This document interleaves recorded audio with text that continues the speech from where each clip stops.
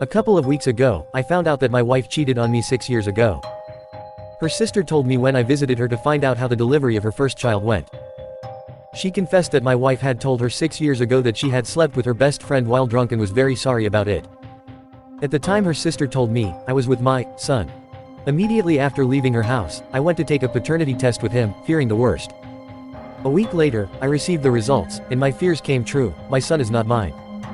For some reason, I began to see the boy differently, more as an acquaintance than a son. With proof in hand, I confronted my wife at night when the child was sleeping. She asked me who told me, and I simply said it was none of her business. Although she will probably figure out that it was her sister, that is not my problem now. Regardless, I asked her for a divorce, which is now in process. She was devastated, and swore to me that nothing had happened with anyone else since then, claiming she has been faithful in body and soul. I held back the urge to insult her to avoid complications during the divorce, not believing a word she said, as she mostly blamed the alcohol instead of taking responsibility herself. After talking about it, she threatened to demand full custody of the child. I was so annoyed at that moment that I told her it was okay, I didn't want anything to do with something that isn't mine. I told her to keep the child, and I would keep the dogs. After my words, she tried to convince me to take care of the child with her, saying that I am his father. At that moment, I exploded. I was so angry and had held back so much that I just yelled at her to go and take her bastard with her. A week has passed since then, and I am at home. She went to her parents' house with her kid and has not called me since.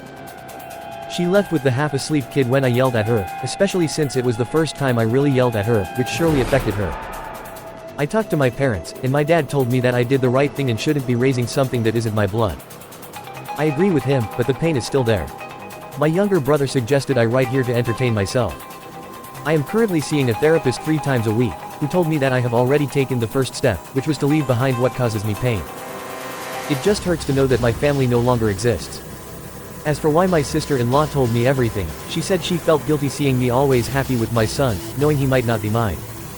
The fact that we visited her during a moment of weakness caused her to break down with guilt. I don't know how true that is, but right now I feel tremendous hatred for my wife and a feeling of pain and resentment for the child. It will just take time to get ahead. I hope the divorce goes smoothly.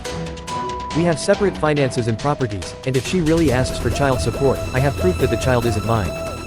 According to my lawyer, that's more than enough if she tries a legal process for that.